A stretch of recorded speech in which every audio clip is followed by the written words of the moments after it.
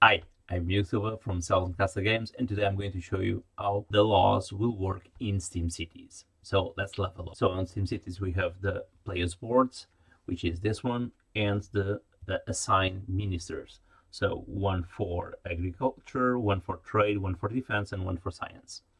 Then we have the main board, which is the turn board, where you're going to move from season to season until the end of the year, and then it's where the action kicks off for voting, and the new law will come up. So we're going to take two laws, just to make sure that this here it's not a law. This is an event cards. So as I've shown you before on previous videos, and here we're going to have the two laws. So how this works is at the end of each year, there's two laws that we need to take off from the laws pile. We take two and then we go to vote. We first go to vote for the first law. We read to everybody. In this case, it's going to be here, seasons will give two resources instead of one extra. Cities need to pay two building materials. So if this law gets approved, the cities, the seasons, each season gives one more resource besides the one that's it's already assigned to it. So for example, summer will give one source of food, the winter another source of food, but spring, sorry, one source of food, but just in sea. And here, instead of one, we'll give two. So if this law is approved, this becomes a law, and then we'll place besides the board. If it's not approved, nothing happens, and the law is discarded into the end of the pile. In this case, what's going to happen? Every single player going to vote with their own ministers. So if I really want this vote to become a real, so I need to flip them. I'll flip my minister saying that I'm voting in favor or against,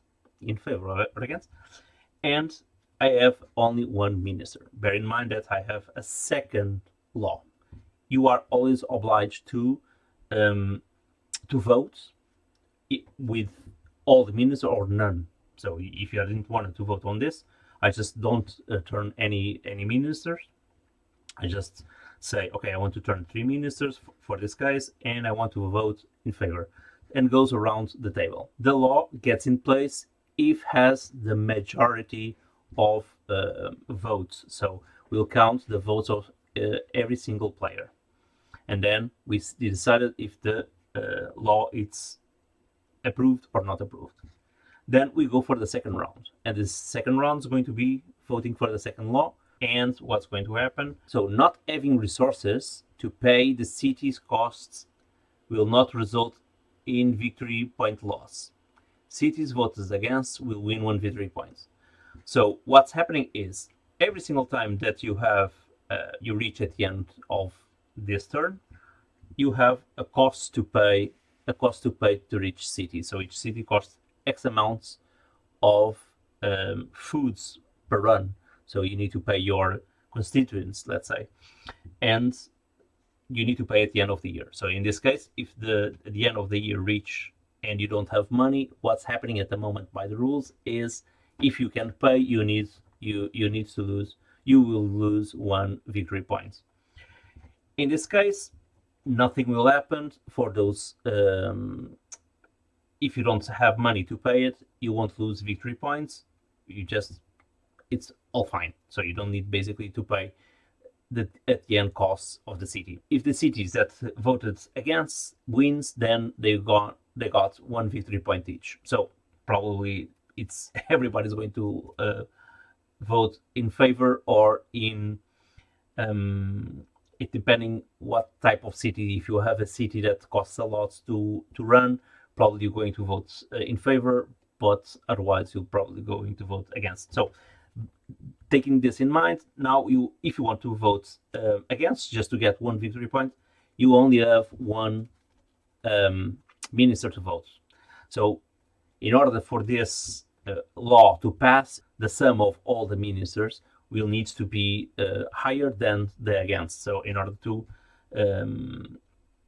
sorry, the opposites in this case, if you vote against, the majority against needs to be bigger than the minority. So in this case, the law gets in place or not get in place. So we reach the end of the year, and then we're going to start a new year. This moves for the second year, and we continue one more turn. Let's say we count this as a turn. So, and in that turn, those laws stays here. The law will become revoked if another law comes and eliminates that law. Otherwise, continue the rest of the game.